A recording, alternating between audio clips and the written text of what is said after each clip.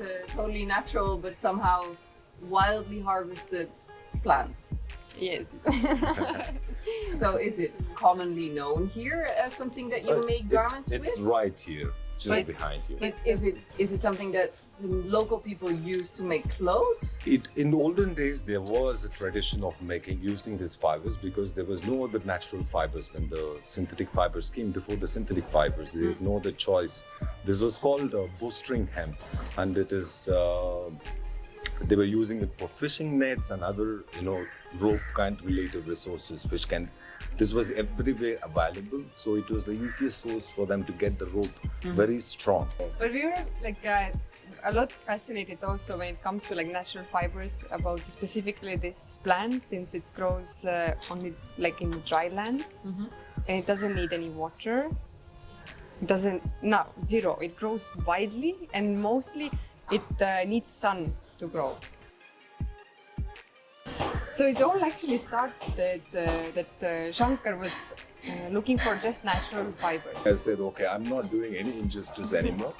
I'm stopping this. Either I do a fabric which is completely sustainable, otherwise no.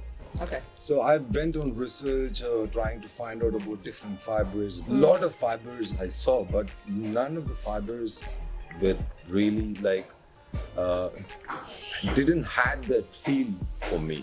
I would say like the fibers did not have the versatility to be spinned, like to make it a perfect yarn. Yeah. And this fiber had the flow and it looked more like cellulose, which can be compared with cotton.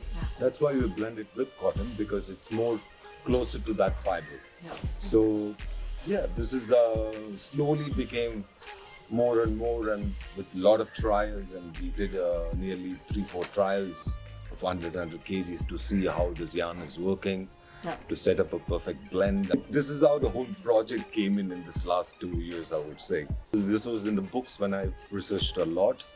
It was said it is a pioneer plant, which means it grows first before any vegetation comes in. Yeah.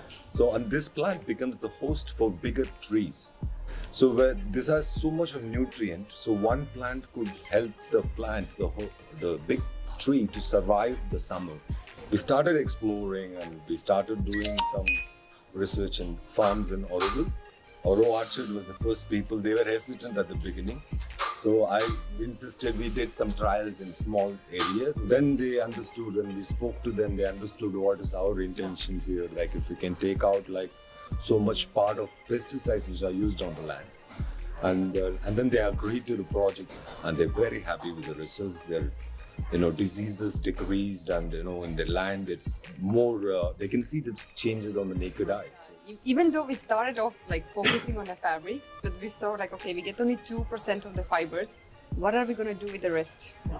So we couldn't just pour it down or start collecting some kind of biomass. So our brains were constantly working what to do with this. So then we found out that actually, you can do so much more with this plant.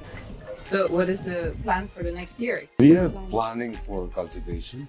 We've already spoken to one Oroville farmer who is willing to do this as a trial project in his place. He has land full. And there is another person who is an organic farmer who has some 30-acre of farm, and she's willing to use our plant as a multi-crop. So we want to do this dry plant cultivation.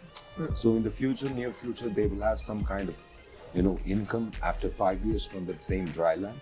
We want to do it only in the dry lands where nothing else grows.